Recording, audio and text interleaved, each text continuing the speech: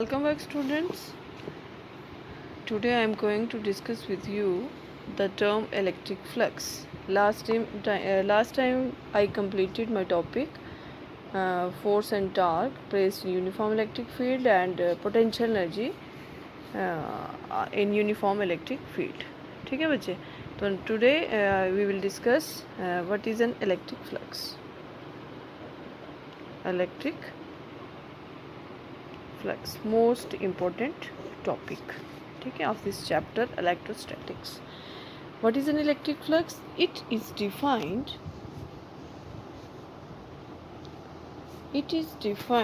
as the total number of electric field lines passing through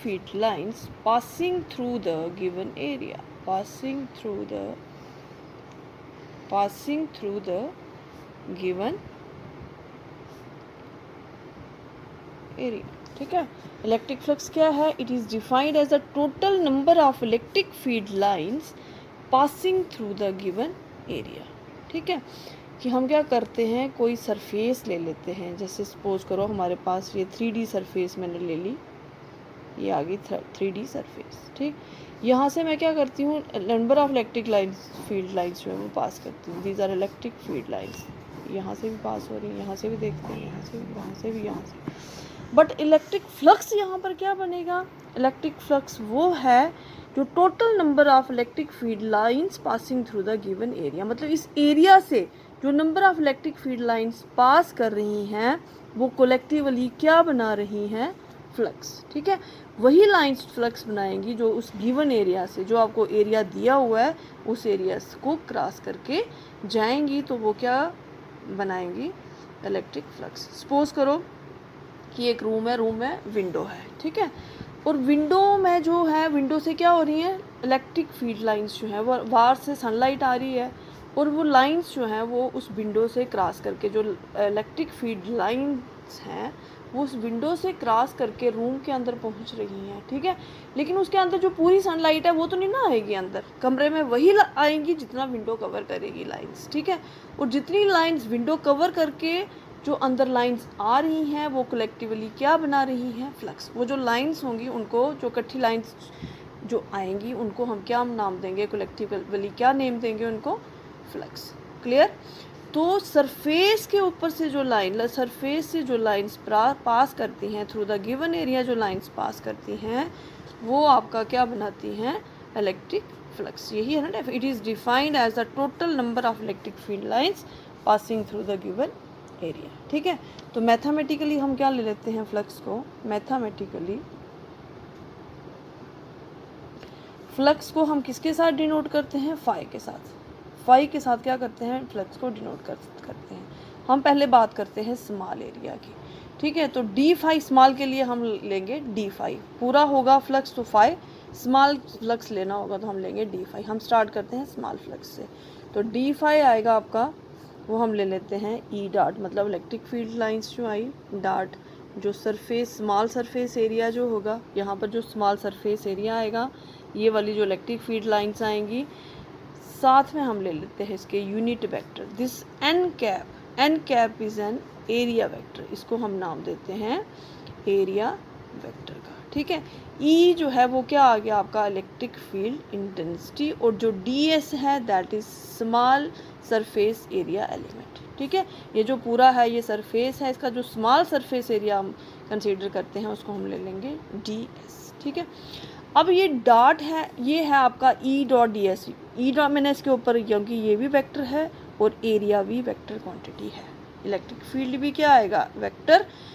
dot D S, area भी जो आएगा that is also vector. सो ये आ गया E vector dot D S vector. ठीक है, अब जब हम इसको ऑपरेट करेंगे तो क्या आएगा? E D S cos of theta, क्योंकि ये क्या आ रहा है? Dot product. और डॉट प्रोडक्ट में जो आप उसको जब ऑपरेट करते हो तो क्या आता है? ई D S cos of theta. Dot product को ऐसे ही ऑपरेट करते हो ना, कि जैसे ए डॉट बी है. ठीक है, vector A dot vector B, तो क्या आएगा? A B cos of theta. ठीक। वैसे ही क्या है ई डॉट डी एस, तो क्या आएगा E D S cos of theta, और यूनिट वेक्टर एन मतलब इसकी ये एरिया वेक्टर है। एरिया वेक्टर जो है वो क्या करता है, एरिया वेक्टर की इसकी वैल्यू क्या आती है 1, तो इसलिए इसका लगाने से नहीं लगाने से हमें कोई फ़र्क नहीं पड़ता, इसको हम रखते हैं क्योंकि ये हमें क्या बताता है, डायरेक्शन बताता है। ठीक है, तो जो एरिया वेक्टर है दैट इज़ ऑलवेज परपेंडिकुलर होता है इस सरफेस के आउटवर्ड डायरेक्शन में। ठीक है, ऐसे परपेंडिकुलर आएगा, this is the direction, this is an cap. ठीक है, ये एरिया वेक्टर की डायरेक्शन ऐसे आती है, perpendicular draw outwards is an क्या है वो एरिया वेक्टर है। ठीक, ये आ गया। और ई भी ऐसे आएगा, इलेक्ट्रिक फील्ड लाइंस भी ऐसे आएंगी और एरिया वेक्टर भी ऐसे आएगा। को एग्जांपल के तौर पे बताती हूँ, ये मेरे पास एक सरफेस है। ठीक है, तो सरफेस को, ये जो सरफेस यहाँ पर रखी है वो ऐसे है। ठीक है, ऐसे रखेंगे सरफेस को, ऐसे होगी सरफेस, तो अभी उसमें से इलेक्ट्रिक फील्ड लाइंस जो है वो क्रॉस करेंगे। अगर ऐसे है तो इलेक्ट्रिक फील्ड ऑफ लाइंस जो है वो क्रॉस नहीं कर पाएंगी, कोई ऐसे जाएगी, कोई ऐसे जाएगी, साइड से जाएगी। ठीक है, तो यहाँ पर जो आपका एरिया वेक्टर है वो ऐसे आएगा, ऐसे परपेंडिकुलर। ठीक, एरिया वेक्टर ऐसे आएगा, यहाँ पर जो एरिया वेक्टर आएगा वो ऐसे परपेंडिकुलर आउटवर्ड्स। अब इलेक्ट्रिक फील्ड ऑफ लाइंस भी ऐसे जा रही हैं, एरिया वेक्टर भी इस डायरेक्शन में है। ठीक, तो दोनों क्या है, ई और एन जो है वो एक दूसरे के, एरिया वेक्टर और इलेक्ट्रिक फील्ड लाइंस दोनों एक दूसरे के क्या आ रहे हैं, पैरेलल आ रहे हैं ना। इट मीन्स यहाँ से थीटा क्या बनेगा, यहाँ से थीटा की वैल्यू क्या होगी, थीटा क्या आएगा, थीटा यहाँ से आ जाएगा 0। ठीक है, दोनों पैरेलल जा रहे हैं तो थीटा क्या आएगा 0। थीटा क्या है, theta is the angle between electric field, theta is the angle between electric field lines and area vector. ठीक है, N is your area vector और थीटा जो आ गया इन दोनों के बीच का, theta is the angle between electric field lines and area vector. ठीक है, तो थीटा क्या ले लिया यहाँ पर हमने 0। ठीक, अब हम निकालते हैं टोटल फ्लक्स। जब टोटल फ्लक्स निकालना है तो हम इसको क्या करेंगे, इंटीग्रेट। जब इसको इंटीग्रेट करेंगे तो ये आ गया d5, ये आ गया, this is sine for closed surface. Surface कौन सी ली है हमने, क्लोज्ड सरफेस, तो ये आ गया आपका इंटीग्रेशन ऑफ क्लोज सरफेस और क्वांटिटीज आ गई E dot D S N cap. ठीक, अब क्या आ गया आपका ई डॉट, इसको कर लो, ये आ गई आपकी फाई, डी फाई की इंटीग्रेशन क्या आएगी फाई। ठीक है, ये डेरिवेटिव और इंटीग्रेशन खत्म, फाई आ गया, तो यहाँ से क्या आएगा E D S cos of theta D S.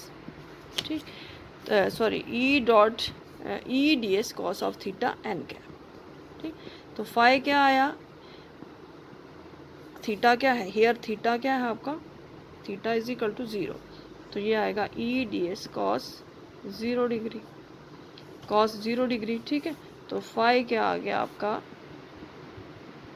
E D S, क्योंकि कॉस 0 क्या आएगा 1, तो ये आ गया ई डी एस। ठीक, तो साथ में आ गया एन क्या।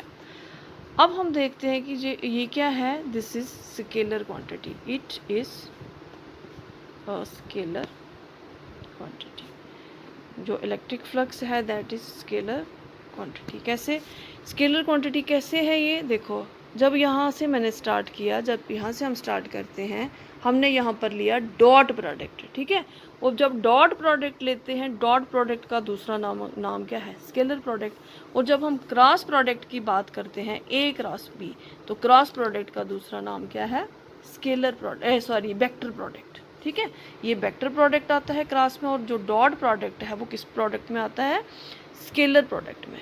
ठीक, तो यहाँ पर हम मैं कैसे क्लियर, ये आपको मैं क्लियर करती हूँ कि देखो, ये जैसे मेरे पास ये सरफेस है, ये मैंने पहले भी बताई आपको सरफेस है। यहाँ पर हम आप सोच रहे होंगे कि यहाँ पर डॉट ही क्यों लिया, क्रॉस क्यों नहीं लिया। ठीक है, आपके माइंड में आ रहा होगा कि यहाँ पर ई डी एस कॉस थीटा ले लिया, इसको ऑपरेट करके, यहाँ पर हमने ई डी एस साइन थीटा क्यों नहीं लिया।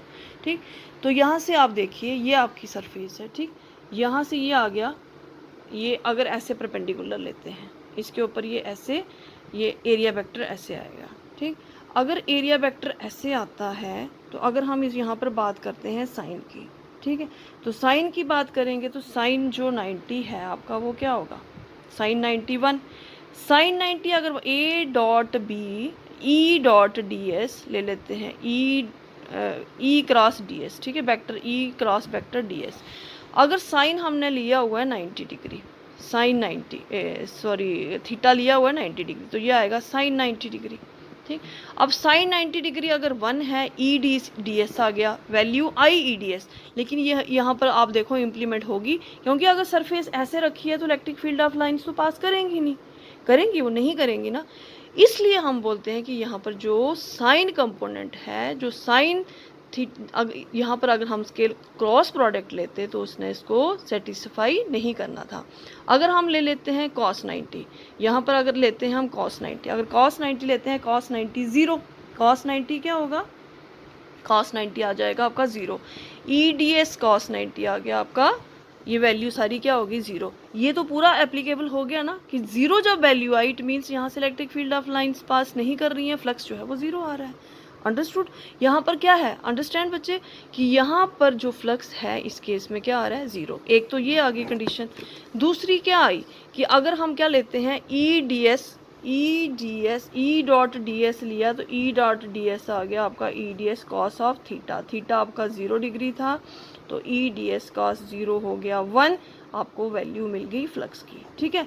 अगर हम लेते हैं अगर हम क्रॉस लेते हैं ई क्रॉस डी एस, ठीक है, तो हमें आना था E D S sine of 90 degree, sine 90 degree क्या साइन 0 डिग्री, साइन 0 डिग्री 0, तो फाई की वैल्यू क्या आनी थी 0। इस केस में भी हमें जो है वो फ्लक्स नहीं मिलना था और इस केस में भी हमें फ्लक्स नहीं मिला, ठीक है। तो इसलिए जब हम यहाँ पर लेते हैं तो क्या लेते हैं, scalar product of E dot D S, ना कि हम लेते हैं vector product of E dot D S. Clear सबको? अगर आपको क्लियर नहीं हुआ तो आप मेरे पर्सनल विंडो पे मैसेज करके मुझे फिर से पूछ सकते हो, ठीक है। उसके बाद हम इसका ले लेते हैं एसआई यूनिट। एसआई यूनिट क्या है इसका, ये लेते हैं हम न्यूटन पर कूलम मीटर स्क्वायर, ठीक है। यहाँ इसको ले लेते हैं न्यूटन, कूलम जब ऊपर जाएगा -1 पर कूलम मीटर स्क्वायर, या फिर न्यूटन मीटर स्क्वायर पर कूलम, ठीक है। इसकी हम डायमेंशन भी मैं आपको लेके बता देती हूँ। डायमेंशन कैसे लेते हैं, ई है, ई डी एस है, तो ई क्या है, फोर्स पर यूनिट एरिया, यही है ना ई इलेक्ट्रिक फील्ड का जो मैथमेटिकल एक्सप्रेशन है, तो डी एस आ जाएगा आपका एरिया, ठीक, एरिया। एफ की क्या है, एफ एम एल टी -2, ये इसकी डायमेंशन है। क्यू की क्या है, क्यू की डायमेंशन है 80 इंटू एरिया की आ गई एल स्क्वायर, तो इसको आप कर लो एम एल, ठीक है बच्चे। एल ये है 1 और ये 2, एल क्यूब हो जाएगा। टी क्या आएगा -2, तो नीचे से टी ऊपर जाएगा -1, तो माइनस ए ऊपर गया था, ये इसकी डायमेंशन होगी, ठीक है बच्चे, ठीक है। अगर आपको कोई डाउट है तो आप मुझे पर्सनली फ़ोन करके पूछ सकते हो। Thank you.